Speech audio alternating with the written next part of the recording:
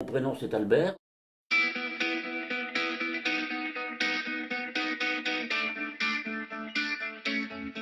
Donc disons que c'est mon patronyme, mon nom de naissance, Albert Ledieuzé.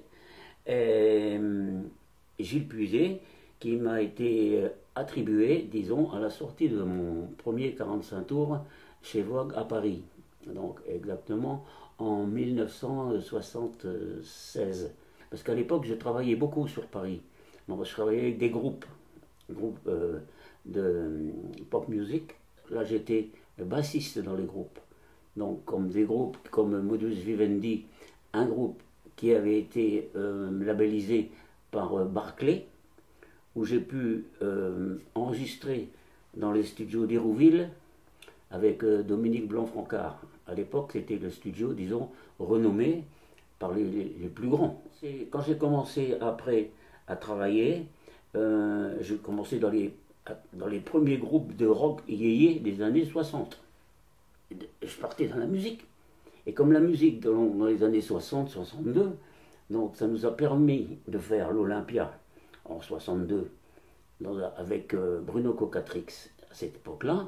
Donc c'était le concours de la guitare d'or à Paris qui durait 3 jours.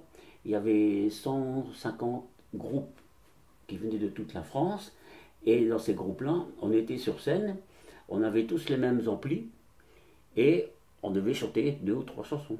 Après, il y avait un spectacle avec, bon, c'est là que j'ai pu voir Fats Domino, Jerry Lee Lewis et le groupe des champions. Mais c'était une époque. Je pense que beaucoup de jeunes aujourd'hui, il y a beaucoup qui me disent oh, qu'est-ce que vous avez eu une belle vie, qu'est-ce que vous avez vu. Parce qu'on on a évolué dans ce milieu. Bon, vous voyez qu'on avait une guitare qui est avec 6 cordes, on se demandait à quoi elles servaient les 6 cordes. Bon, on jouait sur la première corde et après les autres, bon, elles étaient neuves quand la première était usée. Ben, j'aime bien garder tout ce que ma vie m'a donné.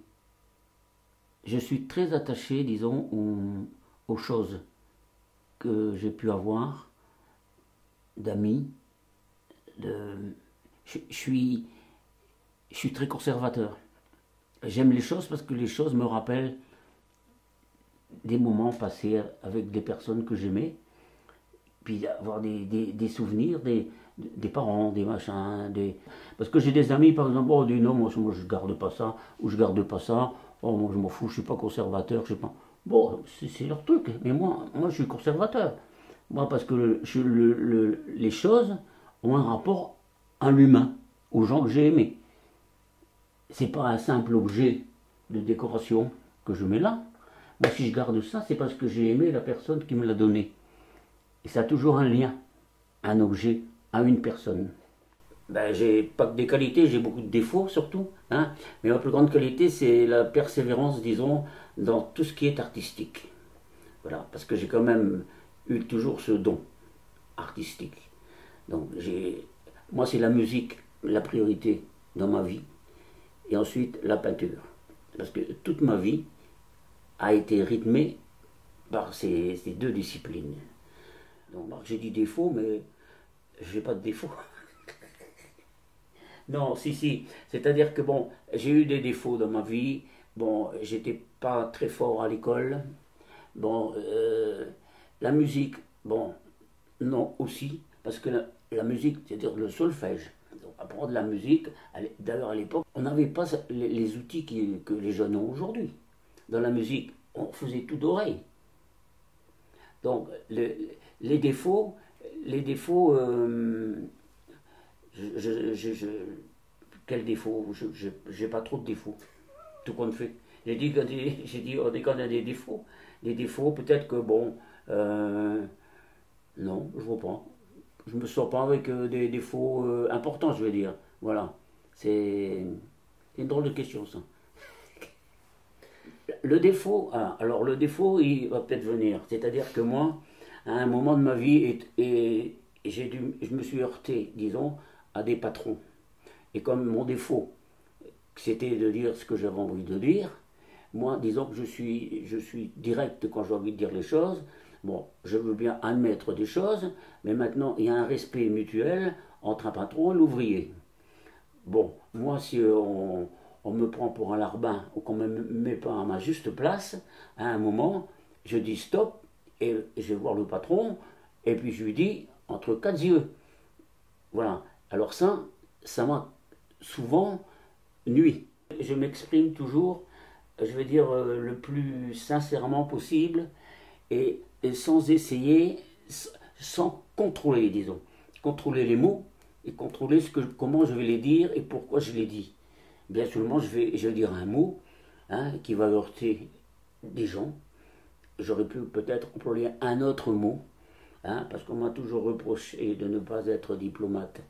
Mais ça, c'est bien la diplomatie, mais bon, c'est pas pour moi. Disons, j'emploie des mots que je connais et des mots que je pense être les mieux pour m'exprimer. Maintenant, qui s'exprime vraiment bien à 100%, On a tous, c'est des failles qu'on a en nous, mais que je ne vais pas me transformer, je ne vais pas changer ma façon de penser, ma façon de dire les choses ou de répondre aux gens. C'est mon expérience de vie qui me permet de pouvoir répondre le plus sincèrement possible et logiquement possible. Voilà. C'est ma nature. Voilà. Alors, c'est la première joie à mon âge un peu avancé, c'est déjà d'être en bonne santé et de pouvoir avoir une vie équilibrée et d'avoir une vie, disons, la plus saine possible. Voilà. La plus saine sans faire de jeu de mots avec ma carrière de chanteur. Ben, la joie, je pense que ça a été toujours, c'est la liberté. C'est la liberté, c'est l'équilibre que j'ai toujours pu avoir avec mon épouse, déjà. Donc, on est vraiment. Mais cette joie-là, elle vient, disons, d'un contexte, d'une entente 50-50. Ah, alors la peine, c'est en ce moment de voir tous les gens de ma génération. Je me promène dans la rue et je vois comment ces gens peuvent être dégradés, comment la vie nous a... On a eu beaucoup de belles choses, mais maintenant, disons que la peine, bon déjà, c'est d'avoir perdu mes proches, le peu de proches que j'avais. La première peine, c'est mon père, que j'ai pas très bien connu, et ma soeur que j'ai perdue, on avait 15 ans d'écart avec ma soeur que j'ai perdue, et mes proches autour de moi, parce que c'était des gens que j'aimais. Et puis c'est une peine, disons, normale que tout le monde peut avoir, disons, avec un proche ou avec sa famille. Je ne suis pas un cas quand on aime les gens, voilà. Alors ma plus grande peur, ma plus grande peur, c'est la suite de ma vie. La suite de ma vie, parce que bon, j'ai pas peur de ce qui peut se passer ou ce qui s'est passé. On peut pas dire que c'est une peur maladive, je veux dire, que j'y pense tous les jours. J'ai peur de plus pouvoir monter mes escaliers, ou peur de... Bon, ben ça, c'est une peur, mais c'est une réalité de la vie. Un jour, bon, si tu te casses une jambe, tu peux plus monter des escaliers. Donc, je suis obligé d'aller faire un stage chez c'est monter escalier. Et puis c'est une peur, disons, comme toi, comme nous, c'est une peur normale, je veux dire, mais c'est pas je suis pas quelqu'un de spécialement peureux. À ce qui me met en colère, alors là, c'est l'injustice. C'est l'injustice permanente dans tout. Et l'injustice, l'intolérance, de voir un petit peu comment le monde change. Le monde a changé et changera toujours. Parce qu'on peut s'apercevoir quand même que on a fait partie d'une époque, disons, où il y avait un peu plus, disons, de respect des uns des autres. Ah, j'ai pas de regret. Moi, ma vie, j'ai aucun regret du parcours de ma vie. Je crois que si je devais recommencer, je ferais exactement la même chose et j'ai pas de regret. Alors que je pourrais en avoir, mais je n'ai pas vraiment de regret. Le choix de ma vie, c'est un choix qui était. J'ai pas de regret. Je ne peux pas exprimer de regret parce que j'ai eu une belle vie. Moi, j'ai toujours fait ce que je voulais. Hein. Personne m'a interdit de faire ce que je voulais. Ce soit quand j'avais ma mère, quand j'avais tout le monde, ma femme, tout le monde. J'ai pas de regret. Force physique, je suis pas, je fais pas le marathon tous les jours, et puis je suis pas le fordéal. Hein. Bon, j'ai jamais été axé, disons, sur la force physique. Bon, force physique, bon, c'est plus, mais après c'est ma façon de, comme je dis maintenant, et je vais toujours revenir là-dessus parce que, on va dire, je me répète.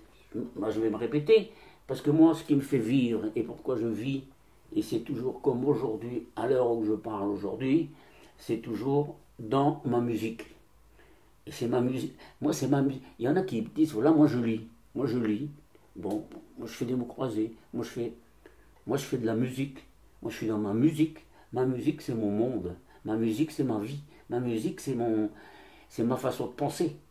Et c'est elle qui me tient. Parce que je vois bien, bon, qu'est-ce que je vais faire l'après-midi chez moi? Je vais m'asseoir devant ma télévision. Non, moi je monte, je fais de la musique, j'écoute de la musique, je fais de la musique. C'est-à-dire mon esprit travaille en musique, je suis dans la musique. Et c'est ça, je pense qu'aujourd'hui, c'est la musique qui me tient.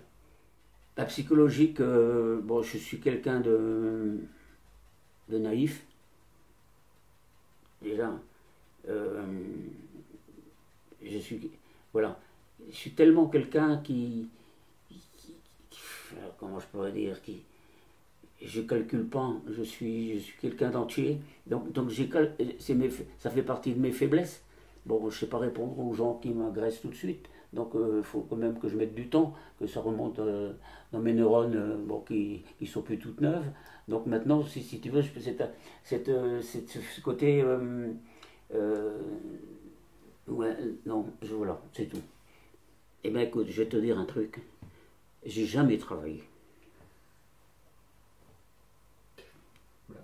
J'ai jamais travaillé parce que, tu sais, quand on est... C'est marrant, parce que quand tu fais de la musique, qu'est-ce qu'on dit?